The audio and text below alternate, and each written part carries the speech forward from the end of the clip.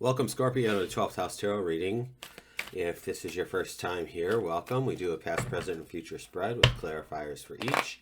Obviously, my interpretation of what's going on. Take what resonates and leave the rest. Consider liking and subscribing and helping my channel to grow. Appreciate it very much. And here we go. We just take from the top of the deck, friends. 7 of Cups. Yep, right about there. 2 of Swords in the present moment. That was, Cups are in the past, present, and in the future, 2 of Pentacles. Hello. Let's move up. Let's just get everybody in view. And on the bottom of the card deck, we have the Ace of Swords supporting you. So let's pull from the top of the deck here and see what else we have. We have another Ace, Ace of Cups, Knight of Swords, and the Hierophant. This card jumped out when I was shuffling. So for whatever that means to any of you, the Hierophant is definitely a card of structure, which is interesting because we start out in this past position with a card, the 7 of Cups, which is a card of options and opportunities, but not to be swayed by anything shiny or sparkly that might not be the best thing for us. So it feels, though, followed by the Ace of Cups, like you chose correctly, Scorpio, if that's even a thing. You know, every time we choose something, we don't choose other things, which seems a ridiculous statement to make, but it then opens up, you know, you pull this lever instead of push that button, and it opens up something else and another opportunity. And here it comes. We've got this Knight of Swords just bounding through the field here, through the mountains, wherever this is, and they are just ready, biting at the bit. The thing about the Knight of Swords, and all swords are double-edged, so this could be a conflict or it could be a collaboration. We'll see how it goes. But with the Hierophant here, I feel that knowing that the Hierophant means structure, like it's this culmination of the Empress and the Emperor, that they know exactly what's going on, who to call, what to do. And with this Ace of Swords as the undercurrent for the whole reading, this just means I feel like you've got some clarity and thought and ideas. So it kind of surprises me a little bit that the 2 of Swords is here. However, you might be vacillating between 2 decisions that you need to make. The King of Wands is going to say that you're going to be making a good decision soon. I say that because the King of Wands is like this entrepreneurial energy, and they have a lot of success behind them, a lot of strength, a lot of respect. It's like a go-to person in the world that, you know, you almost want to emulate. Like, you find the person in your field who is succeeding, and you see what they're doing to see if you can, you know, create your version of that or copy that in a way that it's like, oh, these are the steps that you take to be successful. Let me see if I can follow those steps and do the same thing. And then, of course, add your flavor and do it better. We have the 9 of Pentacles here.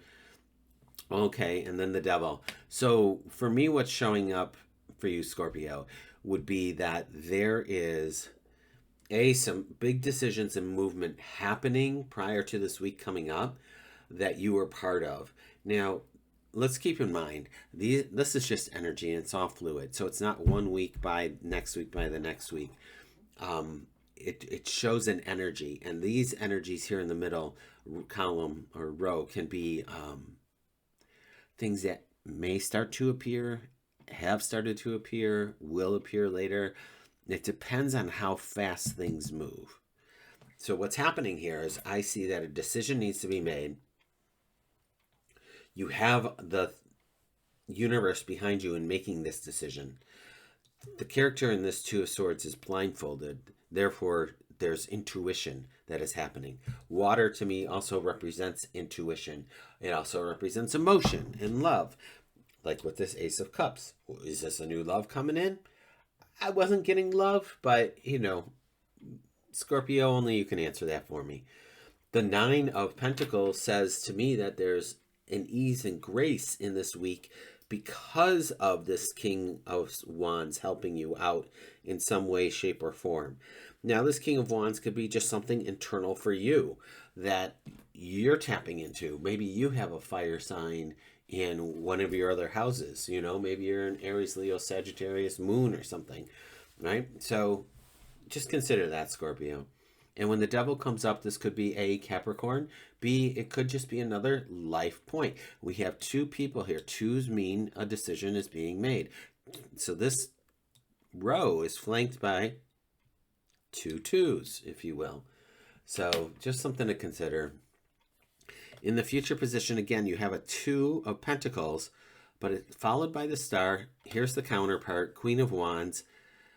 It feels really powerful. Queen of Cups. Strong feminine energy here of creativity, intuition, really not giving a rip what anybody thinks of you, Scorpio.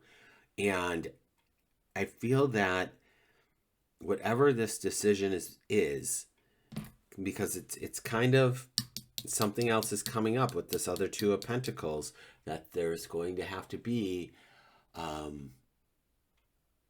another decision being made. There's going to be another change happening. The beauty of it for me is that it all has water in it. And even with the star, where you're alchemizing and healing for yourself, and then the support of this Queen of Cups and Queen of Wands, and the two wand counterparts, King and Queen, it feels like you're really supported, protected, and encouraged. And I would just tap into that this week, my friends. I feel like it's very auspicious. I feel like there's some goodness that is going to come out of this. And December doesn't even know what the heck's coming, because I feel like you're knocking it out of the park. Now, keep in mind, we're still in Mercury retrograde. So for a lot of people, there are things coming back around.